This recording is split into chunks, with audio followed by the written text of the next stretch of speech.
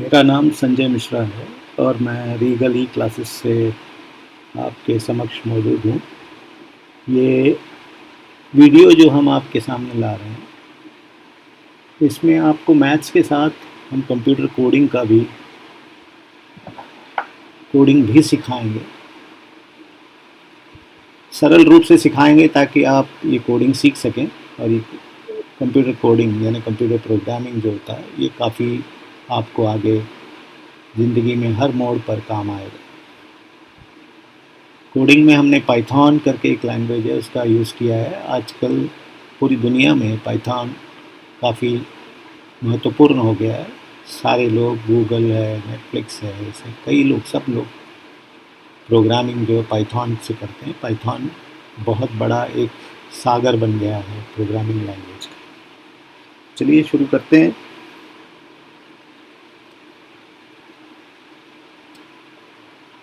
तो आज हम आपको रैखिक समीकरण,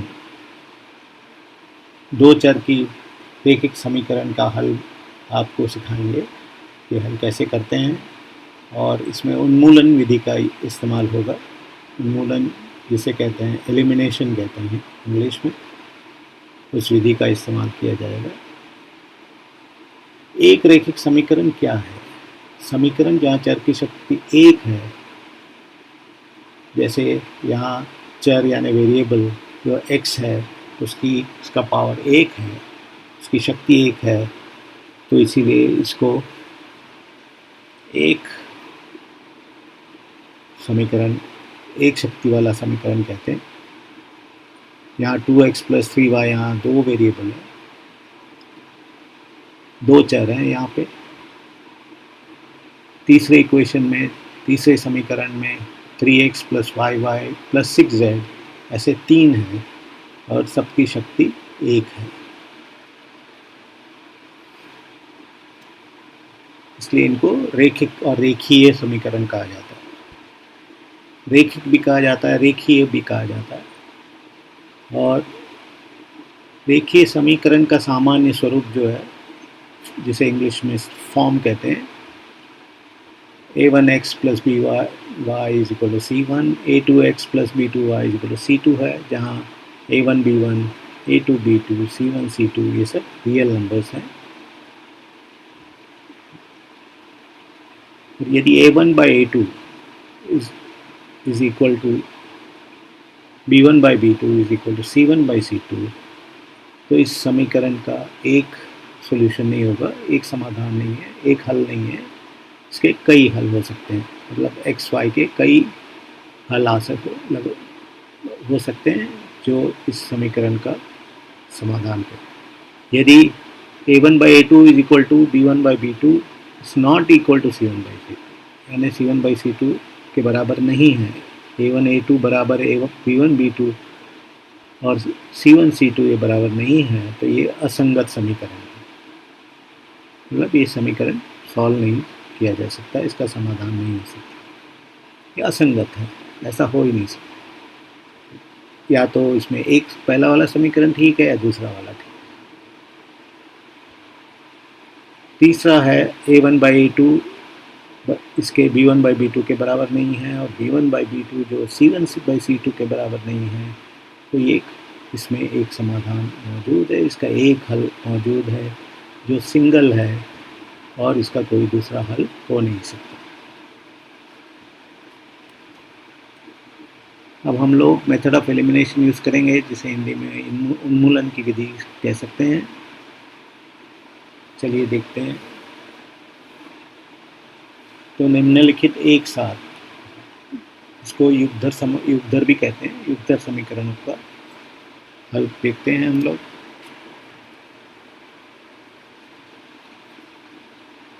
इसका हल, पहले हमको इसकी निरंतरता जाननी चाहिए, मतलब ये समीकरण अगर इसका हल निकाला जा सकता है कि नहीं।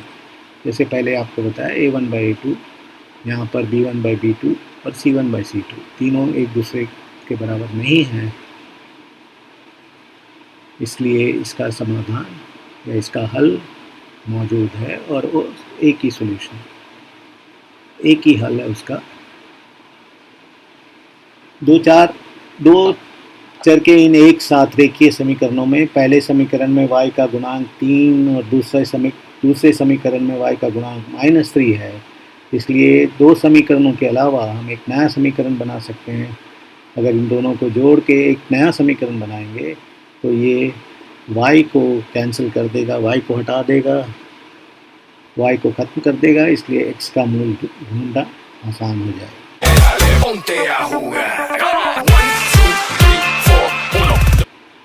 जैसे यहाँ देखिए हमने दोनों समीकरणों को जोड़ दिया है तो 9x = 27 हो गया, x का वैल्यू आ गया 3 और समीकरण 1 में यदि x का वैल्यू रख दें तो हमें y का मूल्य मिल जाएगा और इसका उत्तर है xy 3 और -2। इस हल के ढूंढने के बाद हम लोगों को इसको चेक करना चाहिए ये सही है कि नहीं। तो समीकरण में हम xy को दूसरे समीकरण में रखना चाहिए क्योंकि पहले समीकरण से ही हमने इसका मूल्य निकाला है तो वो तो सही रहेगा ही, इसलिए दूसरे समीकरण में हम xy को रखते हैं।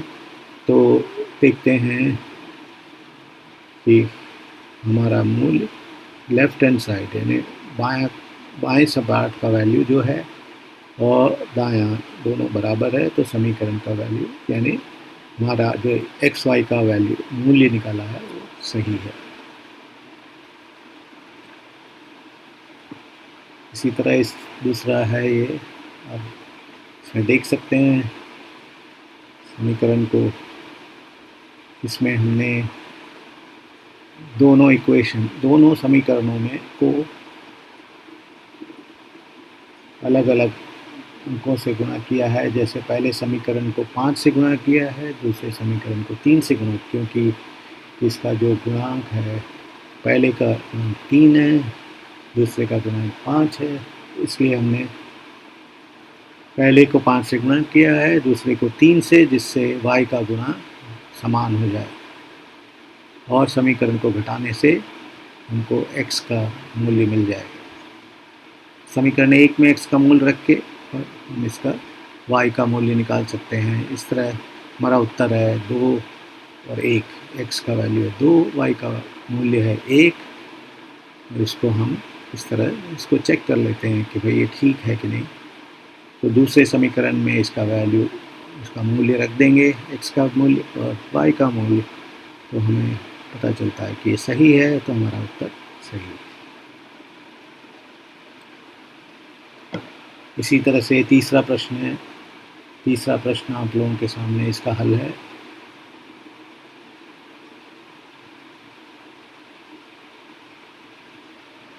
आपके सामने रखा है। हमेशा अंत में xy का जो मूल्य है उसको आपको चेक करना ज़रूरी है, ठीक है कि नहीं।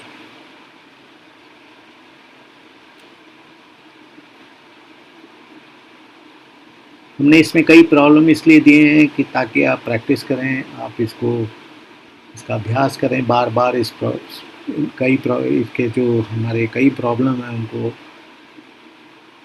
प्रश्नों को सॉल्व करें, उसका समाधान ढूंढें, अपने नोटबुक में लिख लें और उसको बार बार उसको करेंगे तो आपका गणित में कहीं पूरे मार्क 100 में से 100 मार्क आएंगे।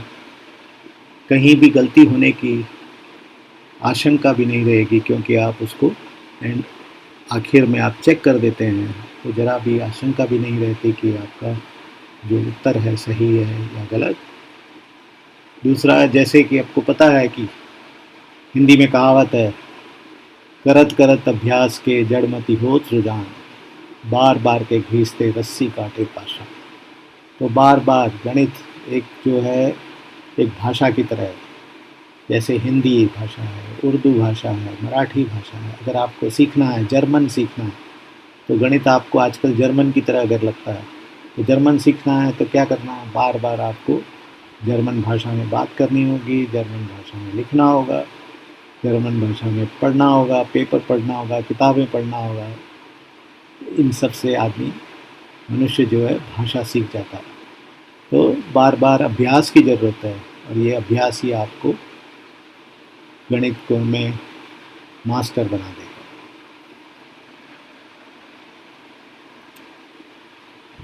ये समीकरण एक अलग तरह का है जिसमें जो मूल्यांक हैं वो काफ़ी बड़े हैं, इसलिए हम इनको ये नहीं कर सकते कि भाई इक्वेशन 1 को हमने 199 से मल्टीप्लाई कर दिया, तो इस तरह से हम नहीं कर सकते, या इक्वेशन 2 को 199 से मल्टीप्लाई कर दिया, इस तरह से नहीं कर सकते। लेकिन एक इसमें खासियत दिख रही है कि ये दोनों लगभग जो x का मूल्यांक, x का जो गुणांक है फर्स्ट इक्वेशन में, वही y का गुणांक है सेकेंड इक्वेशन में। y का गुणांक जो है फर्स्ट इक्वेशन में वही है x का गुणांक।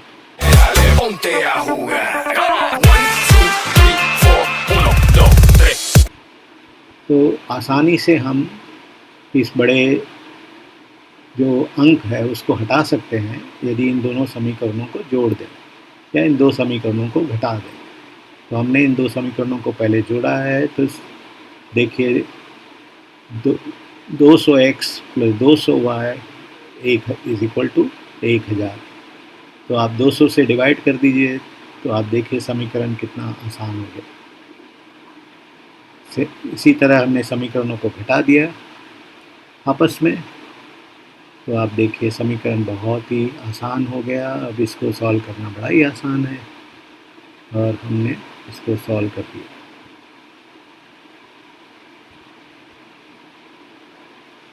उसका उत्तर है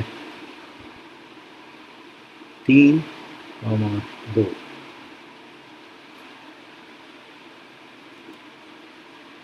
चलिए यहाँ पर हम कंप्यूटर कोडिंग थोड़ा देखेंगे, किस तरह से कोडिंग किया जा सकता है। मैथमेटिक्स का मतलब गणित को पढ़ते हुए, गणित सीखते हुए हम किस तरह से कोडिंग कर सकते हैं। तो आपके कंप्यूटर पे आप पहले पाइथन को डाउनलोड कर लीजिए। इसके लिए आपको ये प्रोसीजर दिया है, गूगल में जाके आप पाइथन डाउनलोड कर सकते हैं। पाइथन 3.8.5 को डाउनलोड कीजिए।